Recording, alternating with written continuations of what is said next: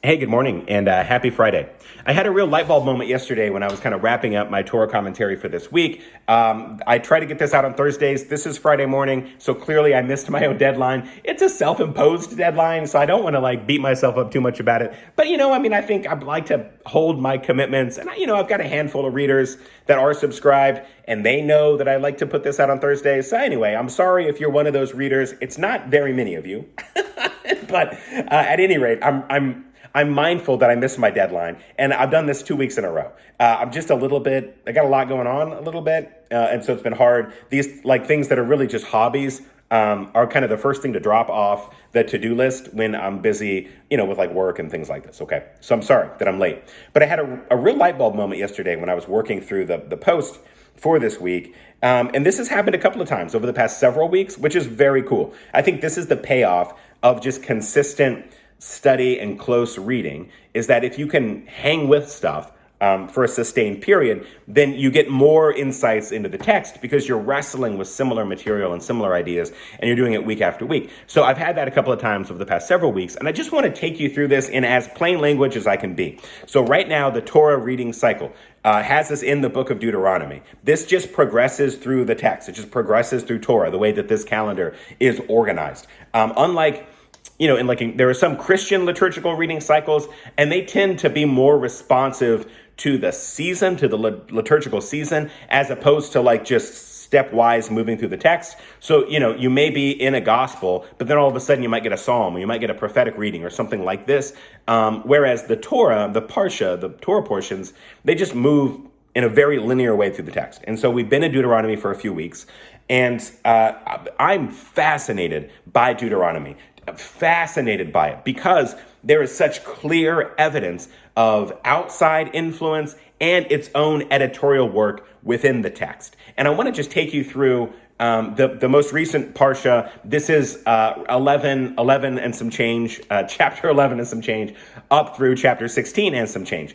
And this we're beginning to get into the core material in Deuteronomy, which is chapters 12 through 26. That's the oldest stuff that appears in the book of Deuteronomy, and is patterned after Assyrian treaties, Assyrian political treaties. But what the scribes, what the authors and the editors have done is they've patterned an oath of loyalty to God after oath of loyalties that a vassal state would take to a larger empire that controls it, okay? So the Assyrians conquer other peoples. Those other people then become a vassal state to the empire, and they take an oath of loyalty. And Deuteronomy is patterned after that same thing. In fact, archaeologists have reconstructed, have recovered, have restored, that's the word I'm looking for, have restored an Assyrian treaty from 672 before the Common Era, and it reads so much like, rather I should say Deuteronomy reads so much like it,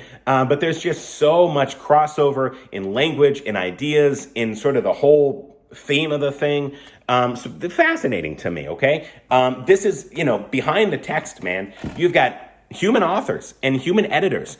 And this core material, chapters 12 to 26, very old, very, very old, 7th century BCE. A couple of hundred years later, during the exilic period, so this is in 5th century BCE, so a couple hundred years later, there's a literary framework that's put around that. And then not quite 100, but about 100 years later, not quite a full 100 years later, but at the end of the exilic period, maybe early post-exilic period, so that's about 100 years later, that literary frame that has been constructed around the original material now gets more editing as the book of Deuteronomy gets incorporated into the Torah, the Pentateuch, the first 5 books of the Tanakh, the first 5 books of the Christian Old Testament. So these are the major phases, okay? That's fascinating to me. This text has been worked, reworked, and served different purposes all along the way. Fascinating. That's what I want people, that's why I make these videos. So people understand and develop a respect for the literature that is not a respect because it's divine, but respect because our ancestors did a bunch of rhetorical work with this material. And they edit it and they put it into different use, to different purposes. Amazing. Here's a light bulb moment that I had yesterday when I was kind of wrapping up my post that I promise I will get out today. If you're waiting on it, I'll get it out today. At any rate, the light bulb moment that I had is to see the scope of revision to the cultic practices of Israel that the editors are doing. They are outright changing the religion, in effect. Religion isn't quite the right word to use there. Cult is a better word. Cultic practice is a better word, but I don't want to let that bog us down in this video.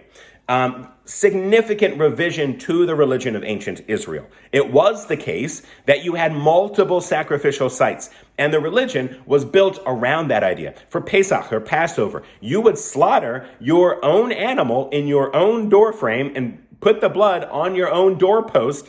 That was the practice because you could sacrifice just about anywhere. You could present your sacrificial offerings at multiple sacrificial sites throughout the kingdom or whatever. But then what Josiah, who's a king and a real life guy, what he wanted to do was centralize all of that to one location.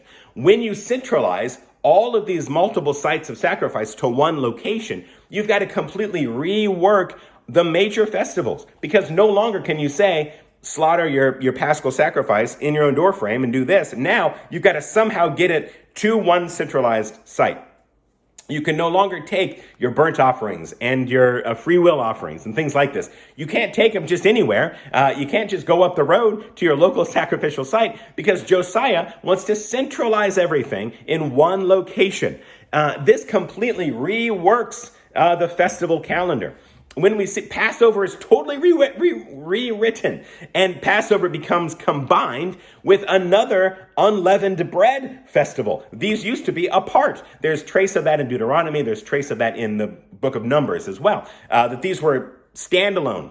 Passover was separate from the Feast of Unleavened Bread. But then the editors bring them together. That's significant reworking. So that was my light bulb moment, was not like there was some editorial work in the text to smooth it out or something, but like you are significantly rewriting the religion. That's huge to me that our ancient authors did that. You know what I mean? I think sometimes in a contemporary context, we feel so damn beholden to our traditions.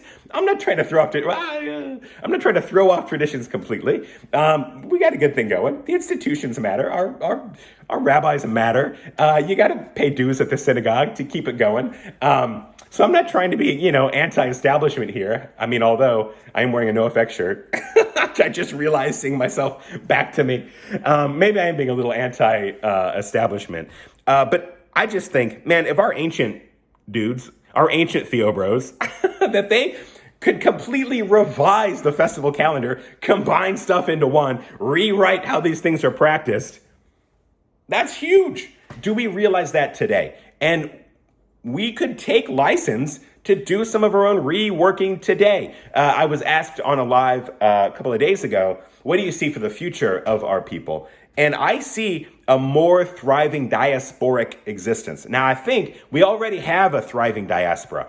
So this isn't an innovation necessarily, but I think we'll see more of this. I think we'll see more grassroots meaning-making community practices in diasporic existence, and I think it will increase. And I feel emboldened to be a part of that work when I read the ancient material, when some Theo bro back in 7th century BCE was like, this festival calendar no longer serves what we need it to do, so we're just going to rewrite the whole damn thing.